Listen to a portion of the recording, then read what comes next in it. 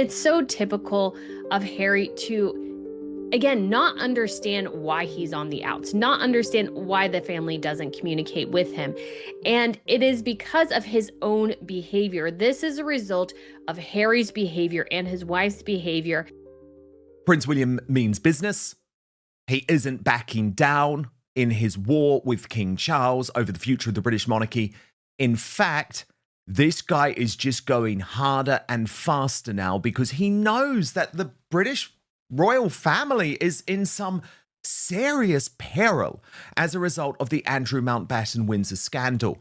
And what's interesting too is that even though officially, and you do see this a lot in the mainstream media, Buckingham Palace and Kensington Palace continue to say, no, we're in lockstep over these issues, it's William who's now calling the shots. It's William who is bouncing his father into tougher positions by briefing the mainstream media.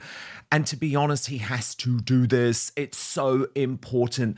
Charles has been found lacking in terms of his seriousness when it came to dealing with Andrew and the York girls. And so now William is saying enough is enough. Two major developments in the past 24 hours. First, William's plans to actually strip Andrew from the line of succession before any of this came to the public fore.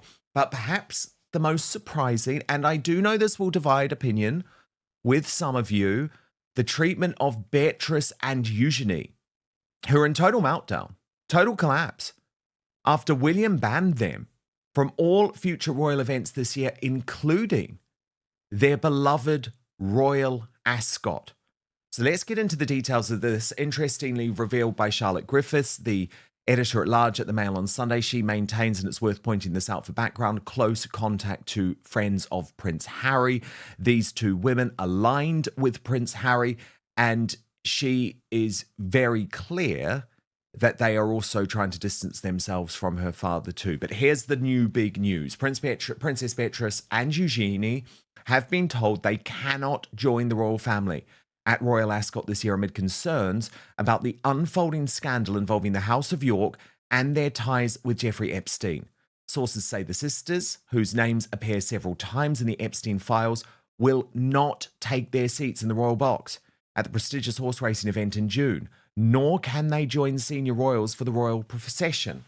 The move, said to have completely blindsided Beatrice, now 37, Eugenie, 35, who are already reeling from the arrest of their father, Andrew Mountbatten Windsor, last month on suspicion of misconduct in public office.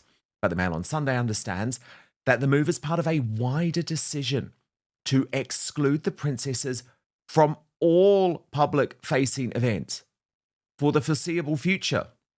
It follows high-level palace meetings about the role the pair should play, given that serious questions remain about the extent of their relationship with the paedophile financier, including financial links.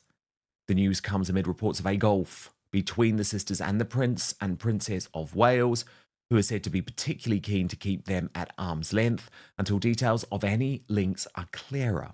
A well-placed source told the Mail on Sunday, "I've spoken to my friend who works at Ascot, and they said the girls have been told they can't be there this year. Beatrice has taken it the hardest. She's been completely blindsided by all of this." I mean, remember, Tom Sykes of The Royalist reported just last week that Beatrice is on the verge of a mental breakdown. Prince William is also said to have advised other royals not to appear in photographs alongside the pair for the rest of the year. So this is purgatory that they're now in. The move indicates that the palace accepts that any suggestion Beatrice and Eugenie advance their own interests by turning a blind eye to the source of the York's fortune poses a serious risk to the wider family. Another source added Ascot would be out of the question because the royals have been told they can't have pictures with the girls for the rest of the year. And further support has come from an unlikely place. And this is where you get into the war. Harry and Meghan still at war with William and Catherine because the Sussexes in Montecito are backing the Yorks. Well-placed rumours suggest that Prince Harry has invited Beatrice to use his £11 million home as a bolt hole, although he and Meghan have been closer to Eugenie and her husband, who remained in contact with the couple when they stepped back as working royals in 2020. Beatrice is said to have taken her father's fall from grace the hardest. A source explained Harry has communicated with the girls, saying something along the lines of, He knows what it's like to be at the wrong end of the institution. He said there's an open invite, especially for Beatrice if she ever wants one. Now, this is so interesting to me, Brittany, because again, and I'm not doing his PR here, I'm simply stating the facts. William was right when it came to Beatrice and Eugenie. Do you remember a few months ago, he was saying that their finances need to be fully evaluated. And again, Charles bottled it on that one. Prince William is reportedly taking a firmer approach behind palace doors as discussions grow about the future structure of the royal family. According to royal commentators, the Prince of Wales is focused on streamlining roles and tightening expectations, a move that could impact extended members of the monarchy, including Princess Beatrice and Princess Eugenie. Supporters say William is preparing for a modern, more focused monarchy. Critics argue it may create tension within the wider royal circle. Dan teams up with the Royal News Network to examine what's fact, what's speculation, and what this could mean for the future direction of the royal family. Is this smart leadership for a future king, or the start of internal friction? Like for in-depth royal analysis, subscribe for ongoing palace updates. Comment below. Should the monarchy be slimmed down? He did, Dan, and William was right about Andrew. I think he wanted to strip Andrew of his place in line of succession, maybe perhaps a year ago or even more. So much has come out over these last couple of weeks, and it's become increasingly clear, even somebody like me who was, a bit soft on the York girls, I understand where this decision is coming from because the optics are just terrible at this point. The confusion over how much of the girls' lives were funded by Epstein to a certain extent or funded by their parents' nefarious dealings have all come to the forefront. And so they definitely need to be sort of put on the outside for a little bit. And maybe they will be able to reestablish their reputations and these sorts of things. But this is a deeply complex matter. And it's definitely one where the future of the monarchy is hugely in question. And so the monarchy has to very much close ranks here. But I think probably the most disastrous thing for Beatrice and Eugenie to do is to be seen to be too close to Harry and Meghan, because if Andrew is going to lose a lot on his end, Harry and Meghan are definitely going to be some of the next to go. And so this is definitely, they don't really have any way of winning. Best for them to just keep quiet, go about their work, try to just spend time with their family, maybe take a vacation. Don't go to Montecito, take a vacation and, be clear with the royal family and maybe offer that transparency or offer to give up your royal titles. That might do a lot to help the girls at this point. But this whole thing is a mess, and it's definitely a mess of years and decades of mismanagement within the royal institution. It didn't have to be this way. Things could have been addressed so much earlier and so much more definitively. And now we just have a disaster, and William is trying the best he can, I think, to keep the monarchy intact. Yeah, he is. Brittany, what do you make of the fact that Prince Harry is privately in back channel communications with the princesses, but of course doing it not really out of the goodness of his heart, but to make a point about the British royal family? I found it very interesting that Charlotte Griffiths, and remember, she does have strong connections to Harry. That's why I point this out, because she actually quoted what he said in quotation marks. So that does mean, I know how these newspapers work. You don't quote something in quotation marks that a royal has said unless you're very confident that you can back that up. And the line from Harry, it's just so annoying, Brittany, because it's covered in his victimhood narrative. He knows what it's like to be at the wrong end of the institution. Now, to try and suggest that Eugenie and Beatrice are the victims here. Anyway, Brittany, what did you make of that line? Dan, it's so typical of Harry to, again, not understand why he's on the outs, not understand why the family doesn't communicate with him. And it is because of his own behavior. This is a result of Harry's behavior and his wife's behavior since basically they got engaged while they were dating. Like, this is a result of years of catastrophically bad decisions by Harry that he refuses to take responsibility for.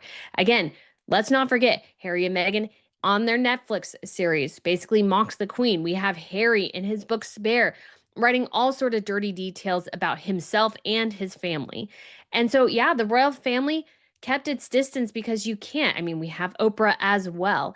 And the reason Beatrice and Eugenie are being, let's say, kind of put on the periphery now is not only because of their father, but what influence their father had on them, what through him they achieved or got deals with, these sorts of things are all being called into question. It is the natural result of bad behavior, let's say ethically questionable behavior. This is where we've gotten to now, more on Andrew's end than the girls' end. But again, the question is, how did they benefit from his unethical dealings? That is the big question here. And so this is a result of bad decisions, poor decisions over many, many years. And so the girls and Harry have really nobody to blame in many ways but themselves. Yeah, and then as you point out, Brittany, new revelations from Roya Nika. Now, she is the royal editor of the Sunday Times, but effectively does get the direct briefing from the palace. And this is so interesting because it's William very much making his position clear. I wanted to do more. I wanted to do even more than what you already know I wanted to do. And so here's what she posted. The Prince of Wales wanted Andrew Mountbatten Windsor removed from the line of succession last year. William is frustrated by the delay in axing Andrew, and government sources say it now may take years.